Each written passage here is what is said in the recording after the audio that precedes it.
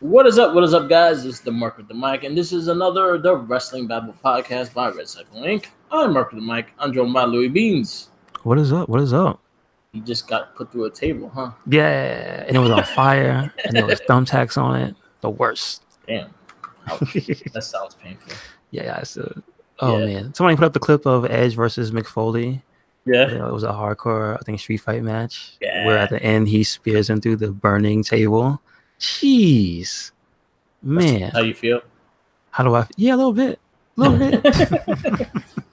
Okay. Yeah. So we got our review of Survivor Series. We will have the weekend wrestling like we always do. Mhm. We have some big news with some injuries that are happening. The injury bug is like really strong right now. Man, they go hard. So and yeah. So we'll get started with. I guess we'll start with Survivor Series.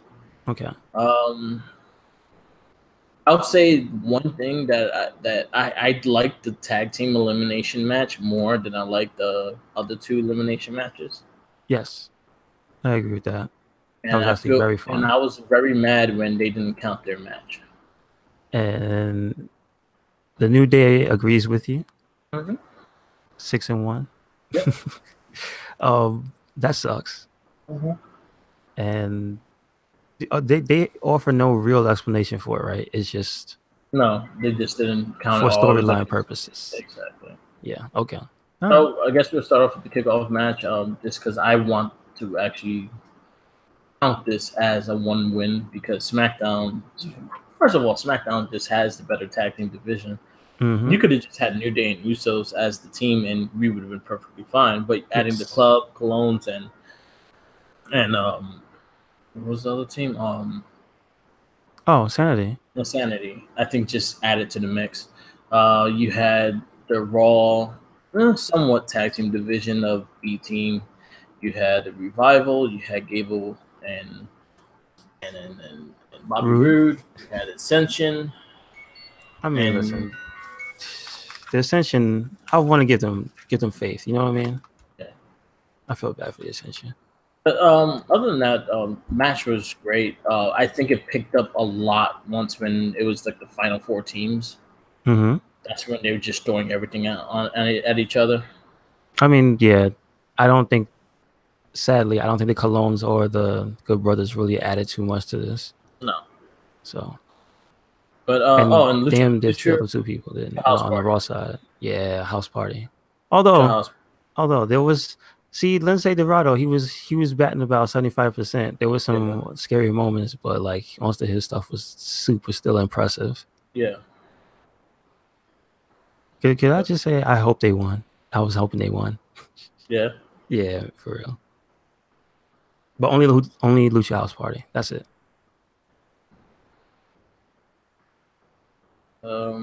Yeah. So I was watching that match, I just really enjoyed it as an elimination match. I think it was the better one of the three that they had this night.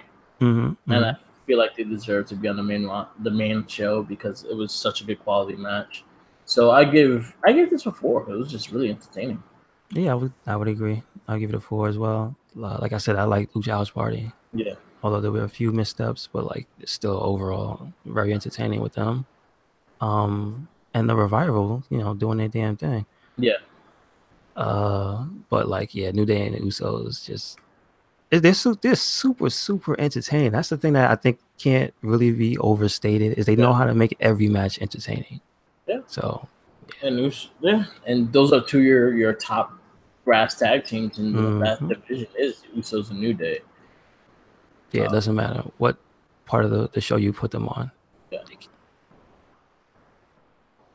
All right, so give that. Next match was the women's elimination match. That's what kicked off the Survivor Series pay-per-view. You had on the Raw side, you had Sasha Banks, Bayley, which were added. If you watched the kickoff show, they were added during that time.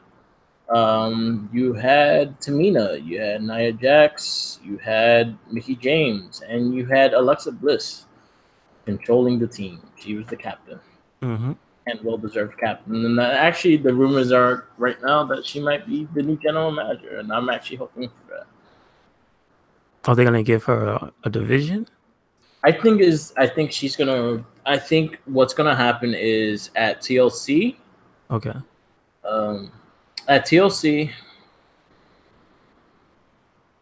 she will. At TLC, she will. Baron Corbin will lose, and which I think is going to be Bray Wyatt. That's going to take over. Going to come in and beat him, and they're going to not have a general manager. I don't think Kurt Angle is going to be put back in the position. So I think Alexa Bliss is going to be the one they choose to become it until she's ready to get cleared back to wrestle, which won't be anytime soon. Oh, really? Okay. But she's in the big concussion protocol because she has 7 concussions, not just one. Oh, okay. That's so terrible. Something I note that Ronda Rousey was complaining that she couldn't eat Thanksgiving, and I was like, good for your ass. Because Mickey James gave her a shot to the jaw. Really? Well, it is what it is. SmackDown side, you had Asuka, Mandy Rose, Sonya Deville, Naomi, and Carmella. Mm-hmm. Again, this is another match that I say it was very sloppy in the beginning, but picked up towards the last 4 people. Yeah, I mean, the thing I think about it was that at least it was mostly entertaining. Yeah, it had like the big standout moments actually stood out, and it wasn't just a clusterfuck. Yeah, you know, like any of these big 5-on-5 matches could be. So it was all right. Yeah, so I think the highlights of this match is when Sasha Banks and Asuka were in the match. Because they fucked each other up, and it was really good. The freaking high angle German suplex that Asuka did to Sasha Banks. This is a match. I was like, why can't I have this match instead of the Ronda and Charlotte? Well, even though the Ronda and Charlotte was actually a good match, I was like, I kind of want to see this match. I mean, I think everybody else kind of wanted to see that match. Yeah, it was the crowd let everybody know. And you know what I'll give credit to, because credit's due. Bayley's been really solid lately. She's been doing new stuff too. Yeah, she's been really solid. She's been catching up. She hasn't been like botching or anything. She's been like her action when she's in the ring is a lot of intense, a lot of action to it, and I'm happy with it. I'm like, actually, she's been so solid that I think she's been covering some of the other opponents' mistakes, which I noticed. Yeah. So, and that's one thing I always gave Bayley credit. She was always kind of a teacher in that role as well. Like she's not that old, but she's considered a veteran in the ring, especially in NXT. The reason why she stood so long is the fact that she was there to teach the others. And so it was cool seeing her getting back to her shape and her shape in the ring. And the fact that she has chemistry with a lot of girls on SmackDown, I think it worked really well too. Carmella with the dance break, she got that over. Yeah. I mean, it is what it is. Yeah, the transition from her going to a babyface in that sense, like it's really working. The little promo they had before the show with R-Truth ready, like wanting to be in the team and everything, and he getting rejected by every single team. He was probably the best part of the pay-per-view for me. Yeah. The way he kept popping, when he popped up in the Raw locker room, he was like, get out of here. Like, oh, that's just the best. So, for the most part, the match was all right. I think, again, when it was the final 5 people in the ring, I think I enjoyed the match the most. When it was Sasha and Asuka in the match, I think it was fantastic. Bayley, I think, worked with everyone really well, but I think they had to get rid of some of the clutter to get this match really good. I'll give it a 3. Like I said, I said my piece on it. It was all right. Tamina, you're clutter. I don't know what to say about her except she seems tired. She always looks like she just woke up. Yeah, like, I mean, a little bit. Like, she just seems tired. That's so yeah, I'll give you I'll give it a 3. My highlights again was towards the ending. I think the last 5 minutes was really solid. Anything between Nia Jax and Tamina, they botch a lot. They just I'm not a fan of just the treatment of Asuka. Let me just put that out there. At least we got a good thing off of her versus Sasha. Yeah, but I'm just talking about she just got leg dropped and that was it because she was in a vulnerable position left. Like I get the two sides of the coin. They're playing off of Nia being booed and making her. She would best finish the match in the most cheap way possible. Yeah. You know, just catch her off guard. But also, as a fan, you kind of just want to see Asuka and her, you know, fight for a little bit, right? Yeah. You want to see some of their rivalry come back or whatnot. So, I didn't really like the end. Yeah, I agree. Yeah, give it 3. Our next match will be the U.S. Championship match. The U.S. champion versus the IC champion. Bluesuke Nakamura. Bluesuke Nakamura. Shinsuke Nakamura versus Seth Rollins. The match itself was better than I thought it would be. That was probably the best wrestling match of the night, because the other 2 matches, they weren't wrestling matches. They were some fucking fights. So I did enjoy this match. I did dig Nakamura's little Michael Jackson honky tonk man outfit. I just meant he had to keep his shirt on. Yeah, because you couldn't really see the outfit. Like, it had long sleeves and everything. I'm like, oh, that's cool. That's the first time you ever fought with like the jacket on. So, boo. It was like a bodysuit. So boo that SmackDown shirt. Solid wrestling match. I think they both went at it. Solid first match. Seeing that these 2 never has touched hands. That's cool. That's cool. Thing. So it was pretty much mostly called on the fly, their match, and they kind of had like little things that they put in. Other than that, it was a really solid match. I say it was one of my favorite matches of the night. Again, solid wrestling, solid finishers. They both went at it, and they gave a hell of a show. So I gave this a 4. I'll just say I agree with the score. I would give it a 4 as well. The only thing I didn't like about this match was Shinsuke caught him with a Kinshasa to the back of the head, which you would think would do 2 times the damage. Yeah. Because his back is turned, and he kicked out. And I'm like, I don't know how to feel about that. Yeah, I don't know how to feel about that. Way. I think I felt the same way. I was like, yeah, that should have been over. And I think Nakamura should have had. I think it should have went back and forth. I didn't like the fact that they booked Raw to have like a sweep. Yeah. I really did not like that. Yes, I've also seen a lot of stuff about like what was the point of that, because it really didn't. If we go to SmackDown, it didn't even have an impact.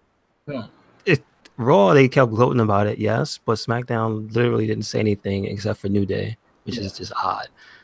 So yeah, I didn't like that. I think Nakamura should have took this match. Yeah, it's just that one thing in the match was just like, what, really? He caught him with the Kinshasa to the back of the head. That would knock your ass out. Come on, like that's almost cheating. Yeah, because you know you're not supposed to hit people in the back of the head. That's almost cheating. That's like a cheap shot. Yeah, so. I everything else was super solid. I like the chemistry, and also I love Shinsuke as this Shinsuke, because just the stuff that he does, the teasing, the way he does the what do you call it when he pushes it? Oh, the bad vibrations. It's just the way he does it when he's not good, because they call it good when he's good, bad when he's bad. So like a lot of little things he does I love to see in a match. But I also like Seth Rollins playing to the crowd. And I love that when the crowd chants one more time, that he's one of the people willing to do the thing one more time.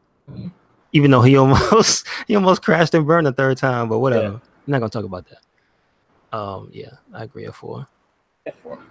Next match was the World Tag Champs versus the SmackDown Tag Champs. AOPP, and the Bar. Damn it. It's sad to say when your highlight of the match is when someone pees on their pants. It wasn't even good. You could see him squeezing the prosthetic thing, and it didn't even leak that much. You know, if he really peed himself, it would have just been a big fucking mess. Yeah. This match was sloppy as shit. I didn't like it either, but I sure as hell hated that part. The pee part. That added nothing. I was expecting there gonna be some shenanigans between the biggest man and the smallest man. Yeah, but not that.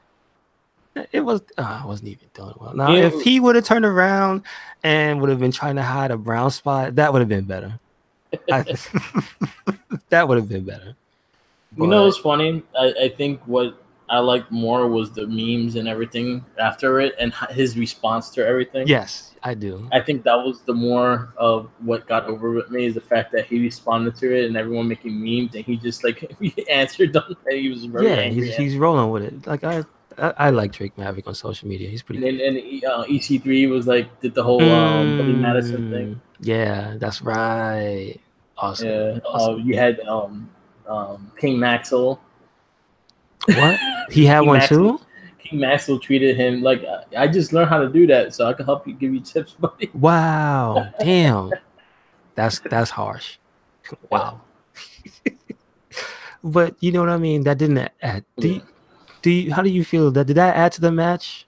No. Or even the story? I don't know. It was just kind of like one of those shock moments, but it wasn't even a good one. This match wasn't good, and I love Cesaro and Sheamus, but AOP is still green as shit, and they don't do nothing really good. They do everything just looks painful, in the fact that you feel like your guy is gonna get hurt. Not painful that it's exciting, but painful that don't be hurt, please. Yeah, exactly. Oh no, don't be hurt, please. Yeah. So I give this match a 2. Yeah, I would give it. I would almost want to give it a 1, but I kind of want to give it a 1 too, because you know what? I'm gonna give it a 1. Yeah, I'm gonna give it a 1. I feel bad for the bar, and usually I'm indifferent but okay with AOP, but this was not good. See, this is a match that I feel that the only way that it could have been good, and I don't not discrediting the bar. The bar is great wrestlers, but I don't feel that they're the type of wrestlers to go at them unless they're going to be able to showcase their power as well. Yeah, I got you. Understand?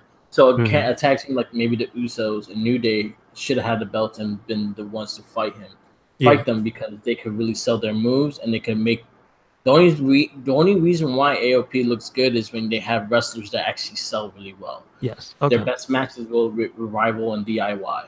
Yeah, you're right. You're right. So I think if Usos or New Day were the tag champs, I think the match would have been at least more entertaining. Yep. Also, I think the better situation would have been, just because it didn't result in anything on the pay-per-view, if Seth Rollins didn't lose the tag titles and he was the one in this match. Yeah. That would have been way more entertaining. That would have been of him versus the bar. Say it again? Yeah, him versus the bar by himself. Yeah, that would have been great. Yeah. I'm just saying. And then if he would have won, that would have been amazing. But if he'd have lost, still, it would have been. But I mean, the way they wanted Raw to sweep, I think that would have been amazing. I'm just saying. Yeah, this match got a 1. I'm not gonna even be generous. Yeah.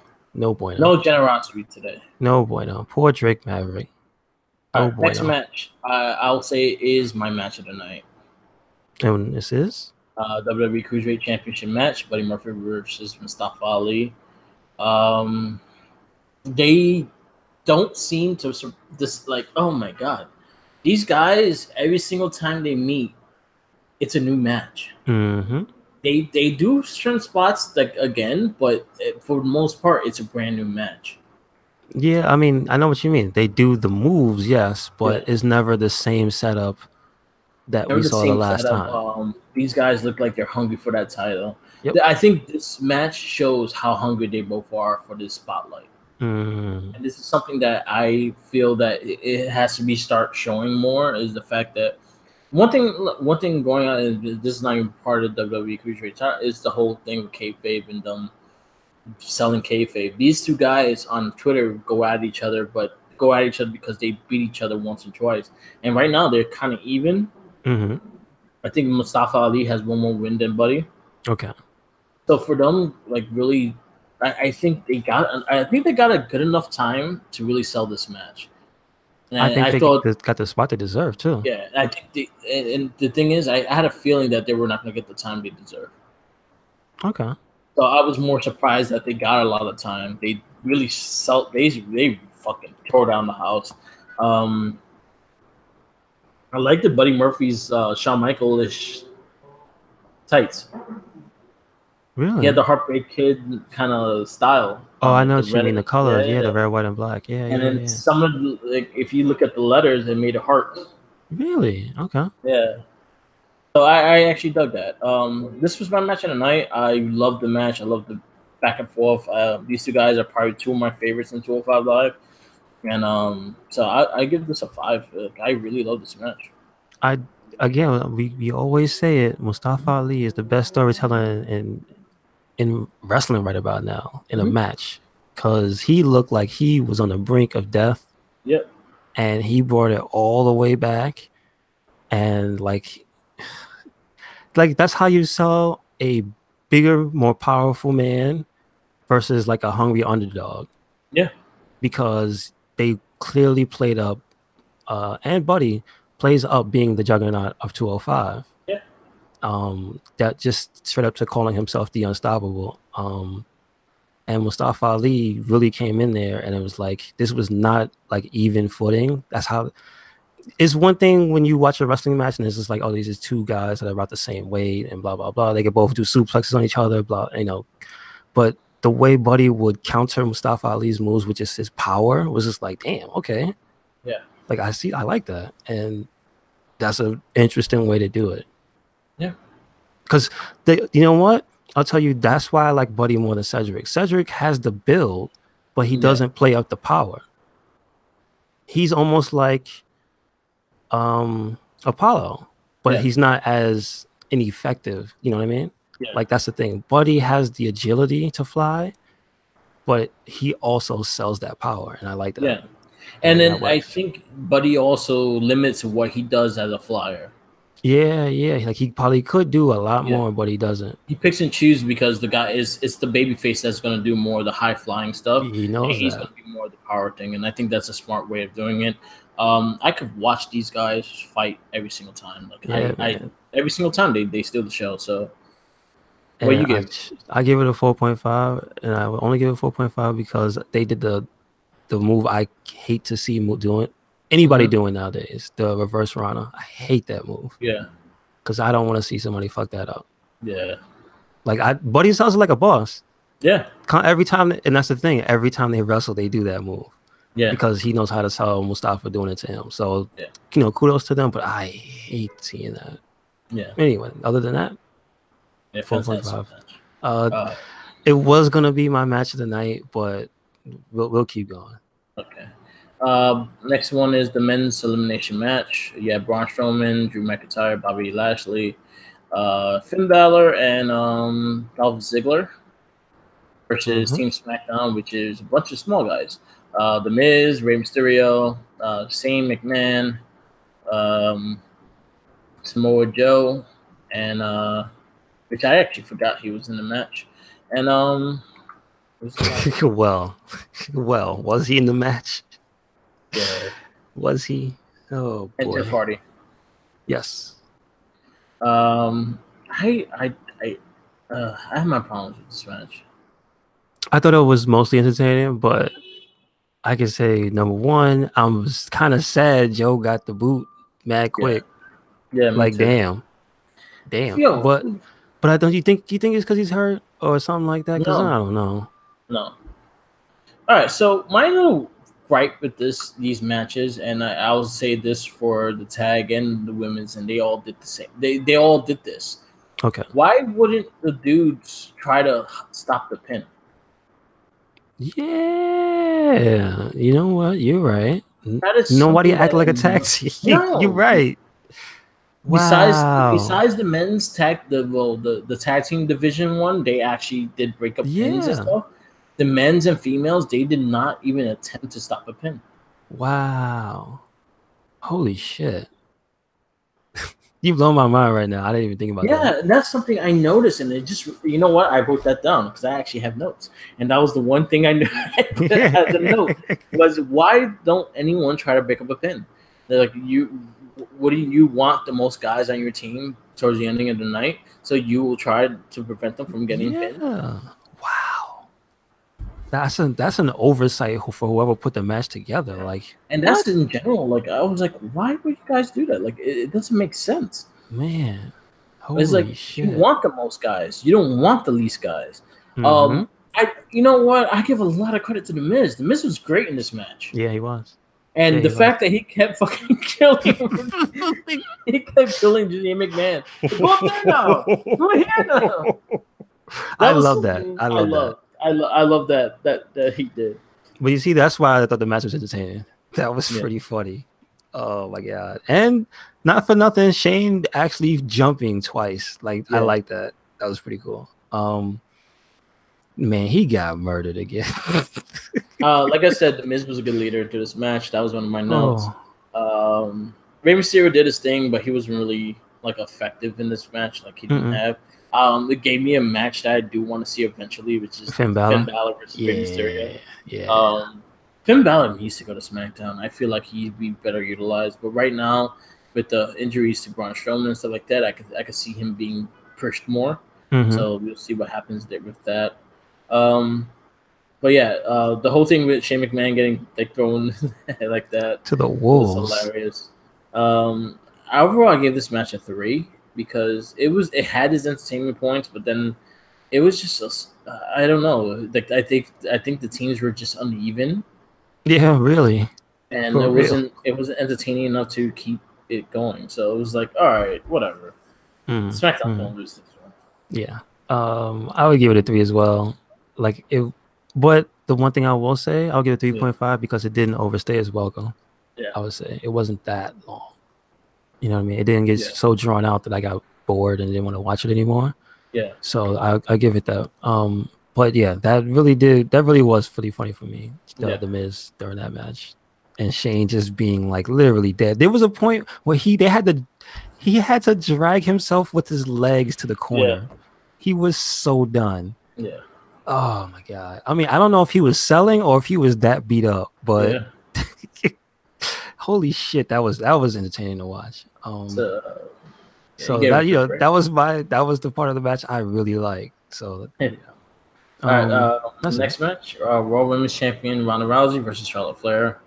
One thing I pretty much said I gave this match credit. It was like most part for the match. It was a good match. Charlotte being the ring general she actually took over this match, and she was the one that's kind of delegating what's going on in the ring. So I think it helped Ronda pick her up. But whenever Ronda did a move, it looked sloppy as shit. Go ahead.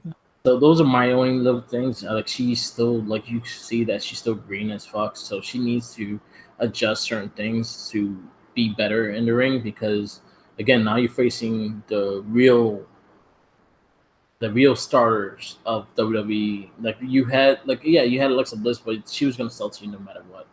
She's smaller and everything like that. You're gonna sell Nia Jax. You see how green she is. Charlotte Flair is in a different category. Charlotte Flair would be in the category of like Brock Lesnar and Roman Reigns in that sense. Like she is one big part of that women's division. Yep.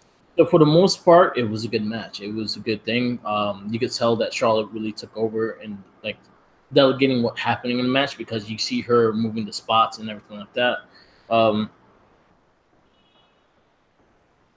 I like the reactions were hilarious because as much as WWE is trying to make Charlotte now to take over with Becky's popularity, everyone was still cheering for Becky. Yeah, I like that. This whole match.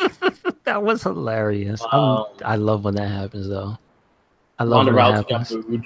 She got booed coming into the ring. No, but did you see what happened at the end of the match? Yeah. They were still saying like you deserved it. Oh, and Becky, they were still chanting Becky too. Like what? Dude, oh my god! I think the whole ending of the match when she just went berserk on her, I think that's what really did the match for me. Like her stopping on the chair around her neck and shit.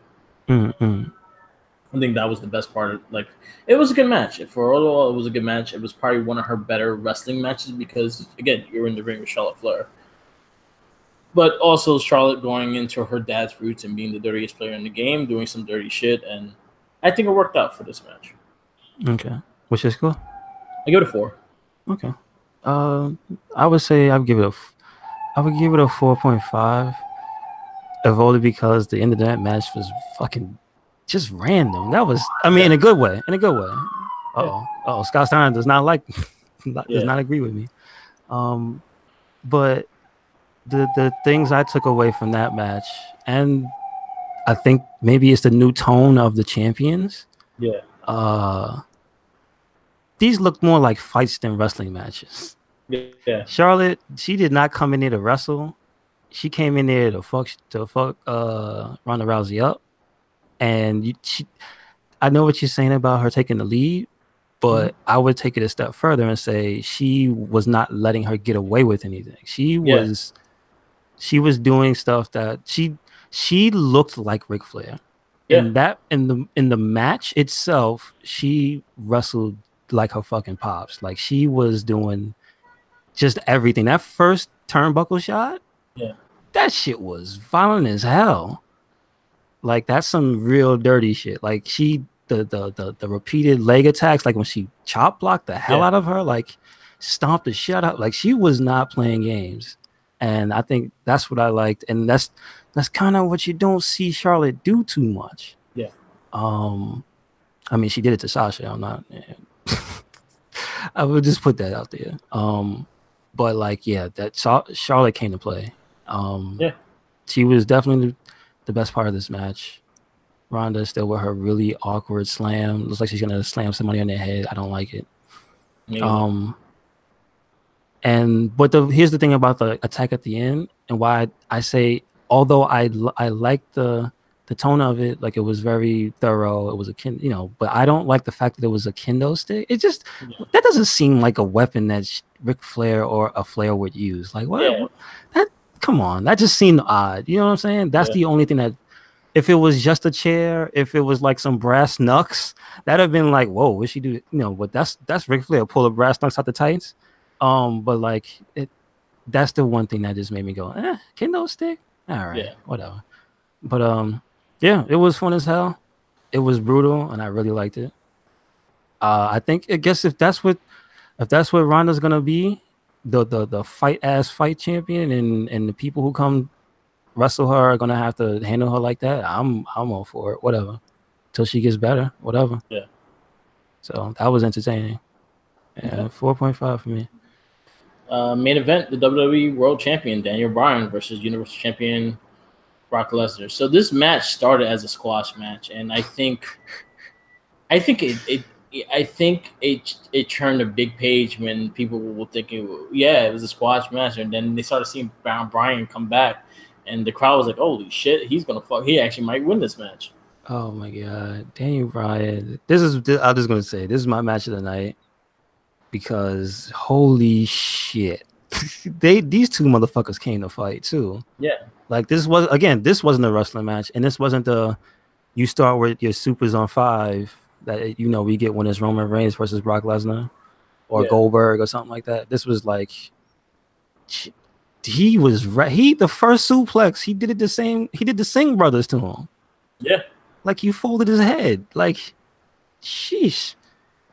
And like, what was it, like 4 or 5 suplexes? Yeah.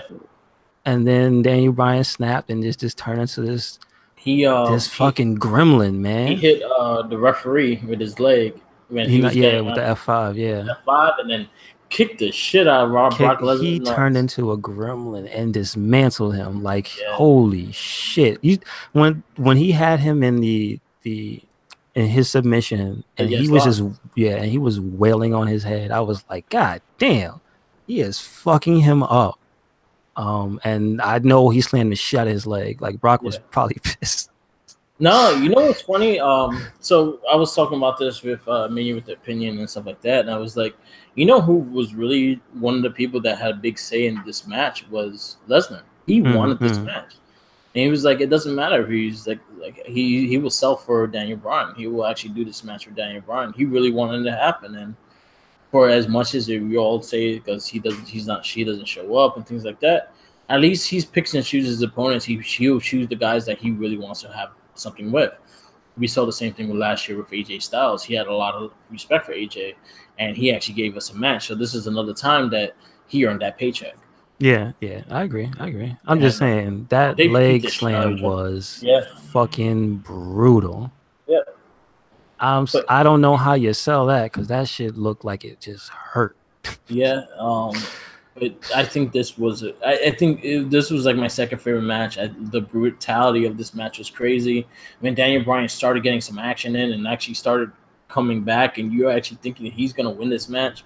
I think they did everything correct. I just feel the ending of the match was weak, but it made sense. He just like caught him. Like I felt like Brock Lesnar has a time limit, and he used the alarm. He's like, okay, that's it. That's my only critique in this match was towards the ending. Like it looks like he has a set timer, and then when that timer ends, like all right, the match has to end. I don't care. The match ends. I see that. I know what he's gonna turn into a pumpkin if he doesn't get out of there. Yeah. So I gave it a 4.5. Yeah, I gave this match a 4.5. Like the only thing I guess I could say was the ending of the match was the weak part. Yeah. But literally the actual but then again, even I say I like that too because I like that there's a difference between each wrestler's stamina. Yeah. So Daniel Bryan can't take more than a few. He can't take like 7 like Roman Reigns. Yeah. I mean, so I kind of like that, and I don't kind of like that. You know what I mean? Yeah. I just didn't like how because it was a really sloppy one. It was just like he barely had him and stuff like that. So I felt like he barely got him with that one. So I felt like Daniel Bryan should have kicked out. It was like it wasn't a full F5. It was like a barely full F5 that he didn't land that hard. So I was like, like it was an ugly one. So I was like, that's the reason why I had my little critique with it. I got you. Like, remember when he fought Joe? He caught Joe with a good one. Well, he caught fucking what's his name with like 7 go. Yeah. Not Roman. Fucking the last pay-per-view. Yeah.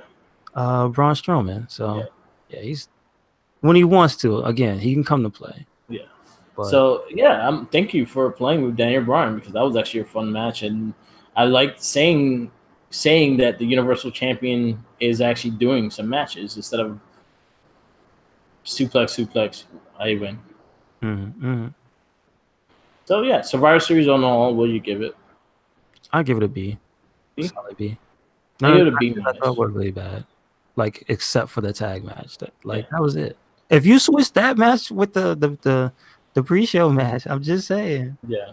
I raised that score, but yeah, that match was. I give it a B- just because I felt like the thing with Survivor Series, the elimination matches are like the key marketing ones, and they could have did better with them.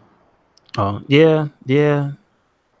And like I said, with the whole not breaking up a pin, just annoyed the shit out of me.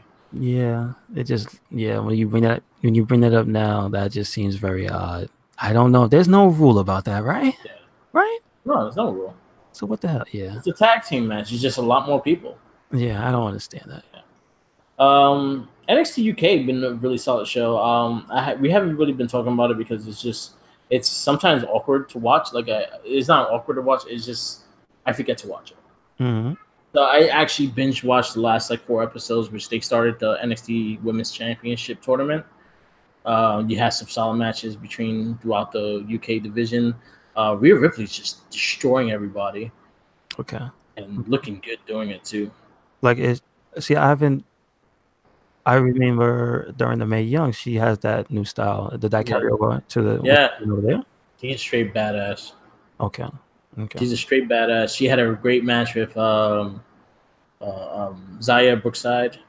She fought her again, in the first round, and she fought. I think she fought Dakota Kai the second match.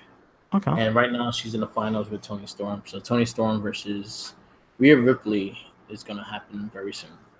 Nice. And you have your first. But the thing is, if you read the spoilers and shit like that, again, this tournament happened about a month or 2 ago, so you kind of know who's going to be champion already. All right. So you already shows it on Facebook, on Instagram. Oh, really? Okay. But the belt looks really good on her, and I really like the style she's bringing. And again, she's another one that's super fucking young. Oh, isn't Toni Storm young as well? Toni Storm is 23. Rhea Ripley is just turned 21. Yeah, they're all super young, and they all have it.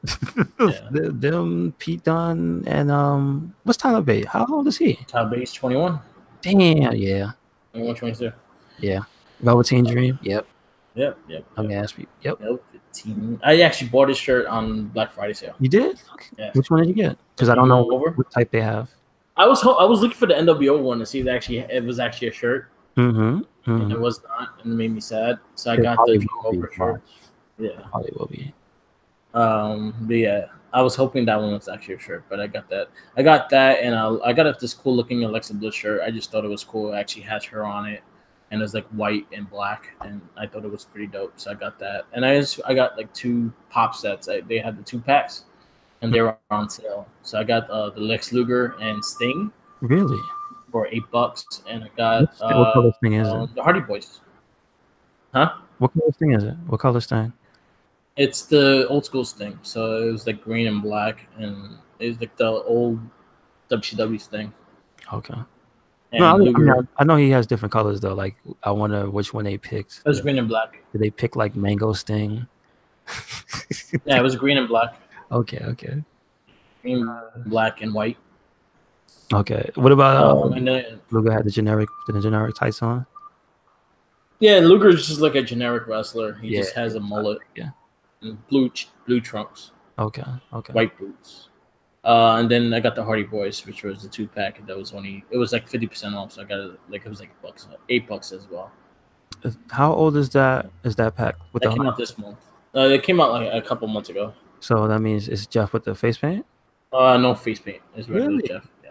Wow. Oh, okay. It was the WrestleMania attire. Okay, gotcha.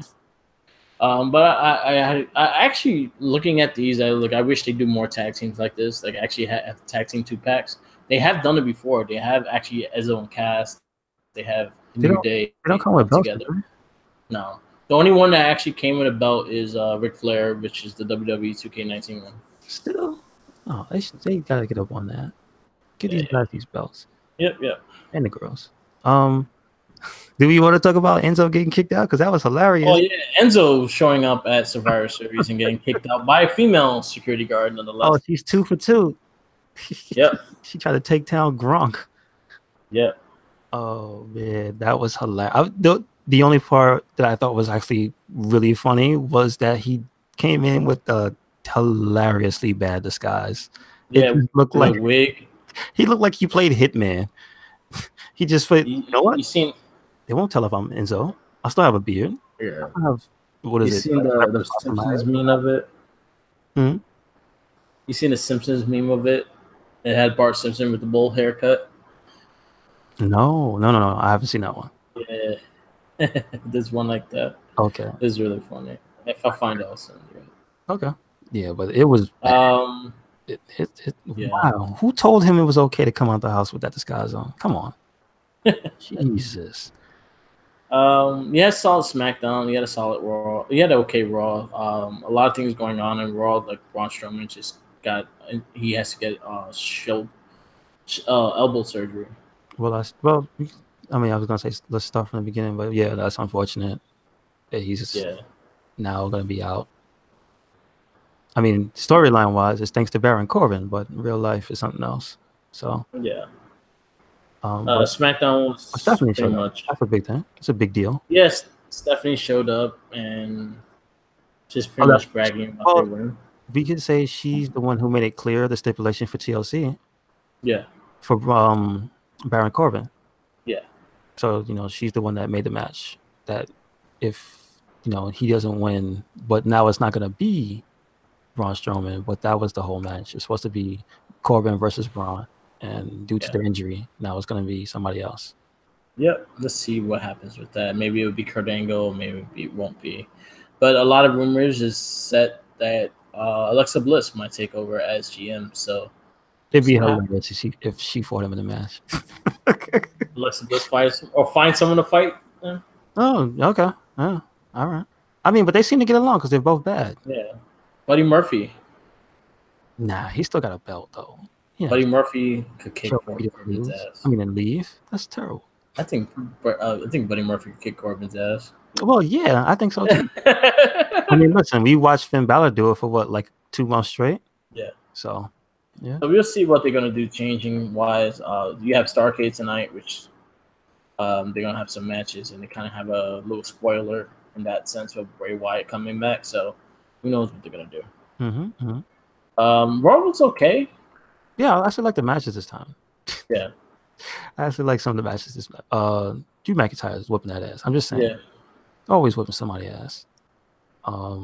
And I might be one of the few Bobby Lashley fans now because I love the interactions between him and Lio Rush. Yeah, because I love how he acts like an action man, like an action figure man or something like that. Like he just pivots like a robot really slowly. Yeah, and does the poses. And then you got fucking Lio Rush in the apron. Can I also say during the 5-man battle was a 5-man tag match at Survivor Series? Yeah, elimination match. Also on. He never was off. Lio Rush was on the entire time. Yeah. So I don't know, something about that. I like that. And he's a henchman now. He's a henchman of Baron Corbin. Yeah. Him and Drew McIntyre. Yep. Oh, can I ask you a question? When did Elias become a good guy? Elias, a couple weeks ago, man, he hit Baron Corbin with a guitar. Oh, that made him change. Yeah, allegiance. Okay. He cracked him with a guitar. All right. Okay. Well, everyone's friends with him now. Yeah, exactly. So we'll see. Yeah, I think right now the storyline that's pretty much the highlight of Raw right now is the Seth Rollins Dean Ambrose stuff. Yeah, he gave a nice passionate promo last week. Yeah, next to the burning, the one burning barrel in that entire city. Where do you find those? Yeah, come on. And then you had Dean Ambrose pretty much put Roman's. Everyone's like, oh, he put the Roman's the leukemia. You're like, you know what? Roman probably told him, yo, why don't you use my sickness to get fucking more heat and shit? Yeah, like we know the wrestlers don't get as sensitive as the fans. Come on. Yeah. But I think Dean Ambrose needs to be like the main heel, like really build up to that main heel status, because I think him on the mic, I think is better than most of the people on Raw. And then his aggression, and then him the way that he's acting now with his aggression, I think is a lot better than most people on Raw as well. I think the way they're handling the camera work with Dean Ambrose is pretty good too. Yeah, I just want to say that. And I think you need to do something with him in that sense, because you don't have Kevin Owens to have that intensity right now. You don't have a lot of those guys that has it, and I think Dean Ambrose is the one that has it. Well, they got one already. Yeah, and also another injury update. Dolph Ziggler's injured. Really? Yep. Was it? He might be out for 3 months. What? Oh, that sucks. Yeah. So there's a lot of injuries coming, which is happening right now. So the big injury bug, and this is when WWE should capitalize on the stars that they have on their roster and really build up instead of adding more guys and not doing nothing with them. I agree. Scott kind of does not agree. Yeah. Because now you see the video, the vintage of Lars Sullivan. He's coming. That's my dude, man. I hope he gets there and bust that ass. You know what I was thinking was going to happen was that he was going to be the one to cause Strowman to lose that TLC. I mean, well, now I'm thinking about it that he might be the one to come out and challenge, Drew McIntyre, because he's the one that keeps calling out people. Yeah. But I can see what you said. But I mean, well, he's already gone, so maybe he's gonna be. Do you think they're gonna have like a tournament or something to have his replacement? I don't think they are. Because I mean, I don't think they're gonna just pop somebody out of the blue. They're gonna at least have a match. Yeah, but what I think is gonna happen is the fact that they're gonna keep the match going, and they just probably keep it a mystery until the event happens. You think so? I don't know. I mean, well, if they're gonna show the thing tonight, then people are gonna know Bray Wyatt is back. Yeah, so they could probably just put Bray Wyatt in that. That's what I'm thinking. It's probably not going to be like on. Well, how many months do we have? TLC is next month. Like in the middle, or is it like close to the? In the middle. It's like the second week. Wow. So yeah, I mean, if it's gonna be Bray Wyatt, that's like a month, right? Yeah. All right. And then Bray Wyatt is another person that's really great on the mic and stuff like that. So that's something. Those are things that good to have, and you could with Bray Wyatt. They've been teasing Bray Wyatt as a babyface for a long time. He kind of was a babyface with Hardy. Wait a second. I just thought about that. Isn't the Universal Championship guaranteed too, right? Yeah. Or it is, right? Holy shit. Did he fight Brock Lesnar before? Yeah, and got his ass kicked. Yeah, okay, I remember. Oh shit. Yeah. So let's see what happens. SmackDown was kind of weird because it didn't really have any repercussions of them losing that whole night. Yeah. And just New Day being pissed, that's all. New Day being pissed and was quite great as well. Upset Pilgrims. Yeah.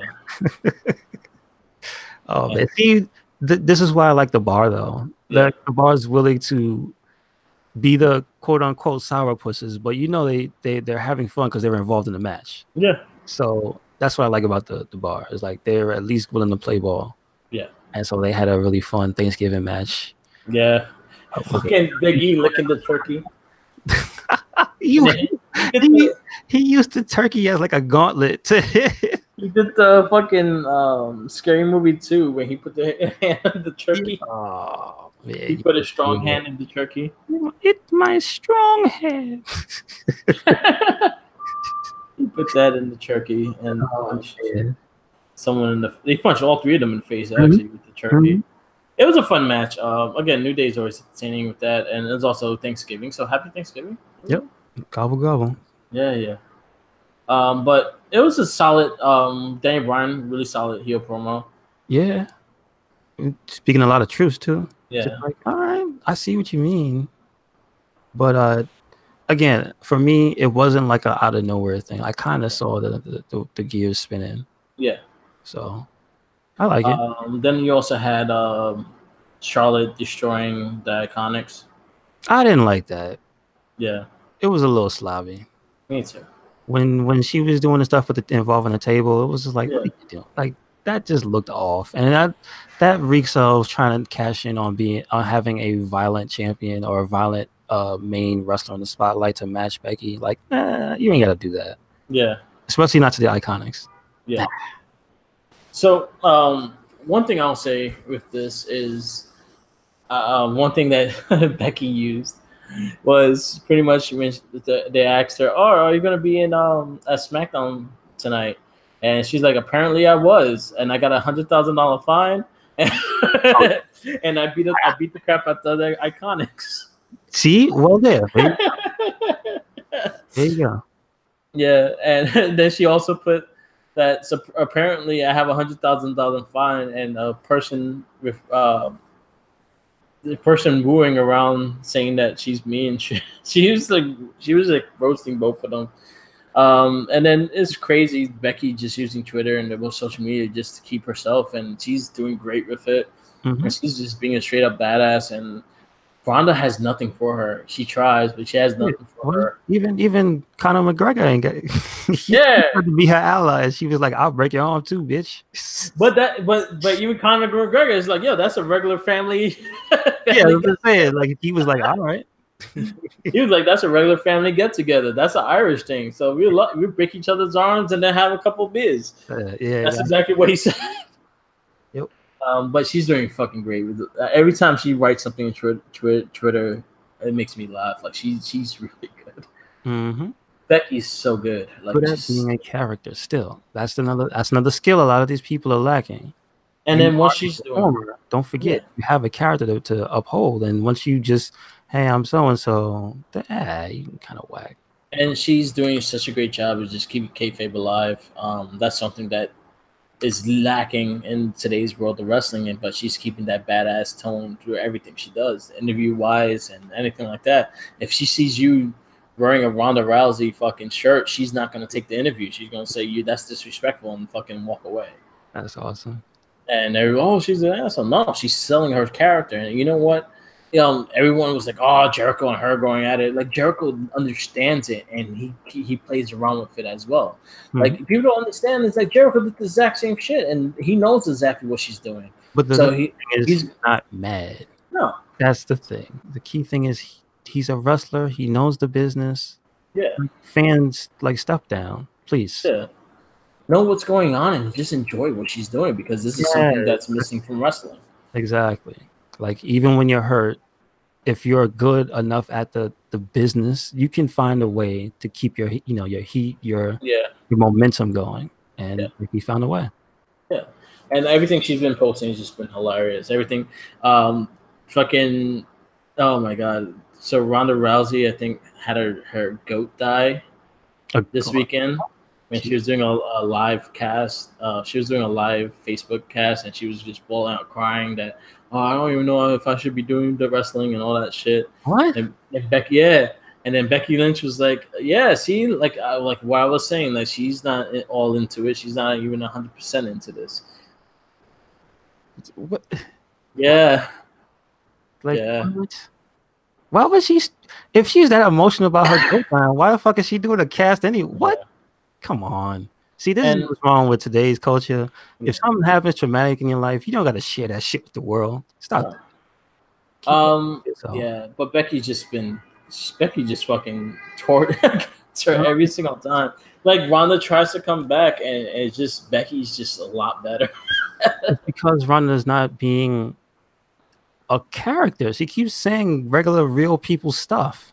Yeah. Look at what she's writing. She's like attacking the things she's actually saying. He's like, you're not being a character. This is you're not going back and forth with me. You're trying to be better than me. It's like, shut up. You're not better than me. I'm a wrestler. You're not. Yeah. That's what it boils down to. So, yeah. Funny thing, a little note. Well, this was the post I was telling you about. My bank called and said someone who was pretending to be me wanted to withdraw $100,000 to pay a fine. Woo! I had no idea who that was. Yes, that's great. That's call them out.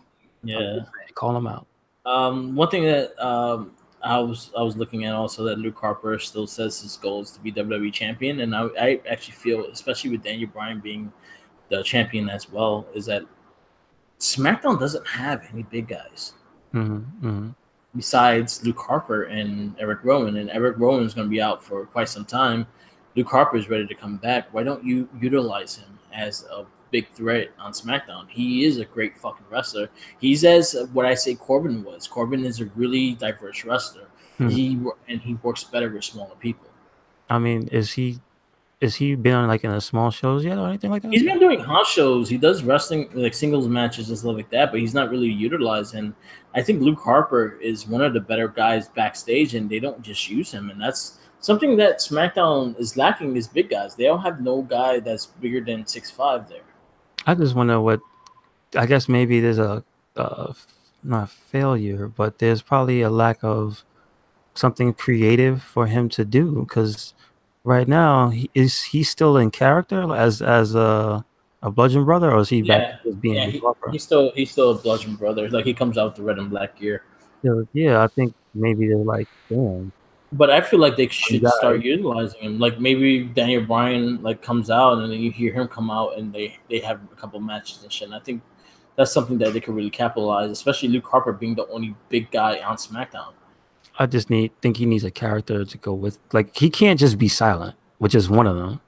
No, he's actually pretty good on the mic too. No, that's what I mean. But he's gonna have to change it up, because as a Bludgeon Brother, he doesn't say more than like 2 or 3 words. Yeah, that's true. So we'll see. Besides Kane, like, coming in and out, like, he's the only other big guy there. Yeah, really. So yeah, because I'm thinking about it, and they took Corbin away. Yeah.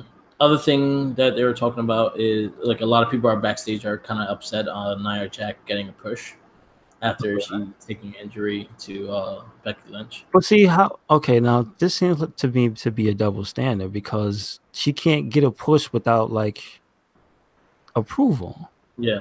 So I don't know, how can you be upset at Nia, or can you be upset at management? I think you'd be upset with management. You won't be upset with Nia. My thing with Nia is that she's in the ring, she's just not that good.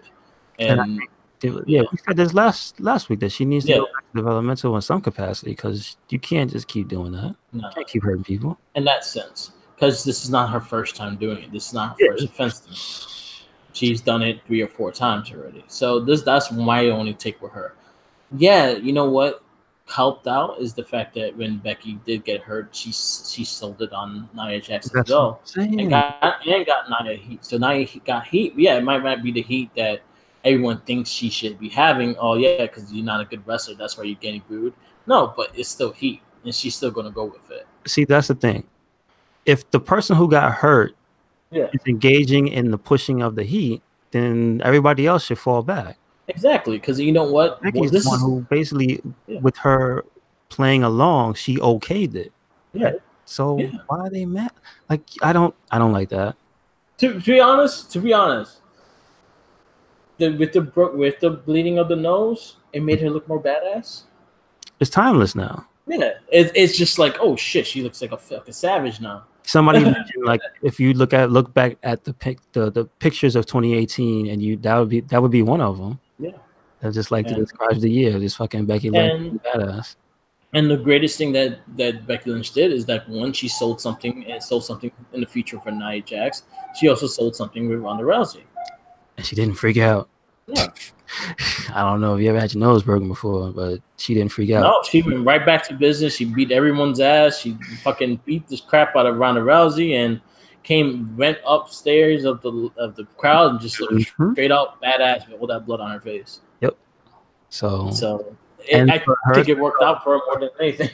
But I'm just saying, to cap it off with the whole Nia Jax thing, is like, if that's the one who got hurt and she said it's okay, it's okay.